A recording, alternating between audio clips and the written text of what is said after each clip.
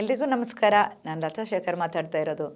Gut health ಬಗ್ಗೆ ಎಲ್ಲರೂ ಹೇಳ್ತಾ ಇರ್ತಾರೆ ಅಲ್ವಾ? ಆದರೆ ಅದನ್ನು ನೀವು ಲೈಫಲ್ಲಿ ಅಳವಡಿಸ್ಕೋಬೇಕು. ಆಗ ಮಾತ್ರ ಕರೆಕ್ಟಾಗಿ ಸರಿಯಾಗ್ತಾ ಹೋಗುವಂಥದ್ದು. ಯಾಕಂದರೆ ಇದು ಮನಸ್ಸಿಗೆ ಸಂಬಂಧಪಟ್ಟ ಕಾಯಿಲೆಗಳನ್ನು ಟ್ರಿಗರ್ ಮಾಡುತ್ತೆ. ಅಂದರೆ ನಿಮ್ಗೆ ಯಾವಾಗ ಆ್ಯಸಿಡ್ ರಿಫ್ಲೆಕ್ಸ್ ಆಗುತ್ತೆ, ಡಯಾಫ್ರಮ್ ಮೇಲೆ ಒತ್ತಡ ಬಿದ್ದಾಗ ವೇಗಸ್ ನರ್ವ್ ಮೇಲೆ ಪ್ರಾಬ್ಲಮ್ ಬರುತ್ತೆ. ವೇಗಸ್ ನರ್ವ್ ಅಂದರೆ ಮೈಂಡಿಂದ ನಮ್ಮ ಹೊಟ್ಟೆ ಕರುಳವರಿಗೂ ಅದು ಕನೆಕ್ಟ್ ಆಗಿರುತ್ತೆ.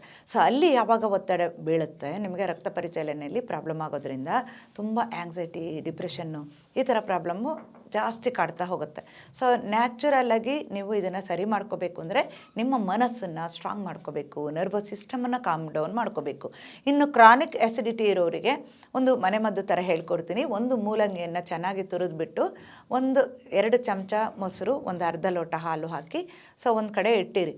ಸೊ ಹಾಗೆ ಮಾಡಿದಾಗ ಏನಾಗುತ್ತೆ ಅಂದರೆ ಬೆಳಗ್ಗೆ ಅಂದರೆ ರಾತ್ರಿ ನೀವು ನೆನೆ ಹಾಕಿದ್ರೆ ಬೆಳಗ್ಗೆ ಅದೊಂಥರ ಹಾಕಿದಾಗ ಆಗಿರುತ್ತೆ. ಸೊ ಅದಕ್ಕೆ ಒಂದು ಸ್ವಲ್ಪ ಉಪ್ಪು ಹಾಕ್ಕೊಂಡು ನೀವು ಫಸ್ಟ್ ಖಾಲಿ ಹೊಟ್ಟೆಲಿ ತಿನ್ನಬೇಕು.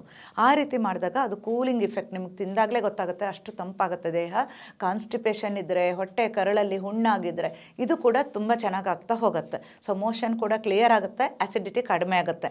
ಇದನ್ನು ಸ್ವಲ್ಪ ದಿನ ಫಾಲೋ ಮಾಡಿ.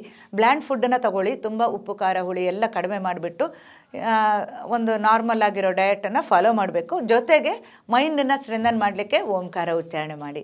ಸೊ ಅದು ಮಾಡ್ತಾ ಇದ್ದರೆ ಈ ಥರ ಗಟ್ ಹೆಲ್ತ್ ಖಂಡಿತ ಪ್ರಾಬ್ಲಮ್ ಕೊಡೋದಿಲ್ಲ. ನಿಮ್ಮ ಹೊಟ್ಟೆ ಚೆನ್ನಾಗಿದ್ದರೆ ಮನಸ್ಸು ಕೂಡ ಚೆನ್ನಾಗಿರುತ್ತೆ, ಮನಸ್ಸು ಚೆನ್ನಾಗಿದ್ದರೆ ಹೊಟ್ಟೆ ಚೆನ್ನಾಗಿರುತ್ತೆ. ಸೊ ಈ ರೀತಿ ಇರೋದ್ರಿಂದ ನೀವು ಎರಡನ್ನೂ ಬ್ಯಾಲೆನ್ಸ್ಡಾಗಿ ತೊಗೊಂಡೋಗಬೇಕು. ಎಲ್ರಿಗೂ ಒಳ್ಳೆಯದಾಗಲಿ. ನಮಸ್ಕಾರ.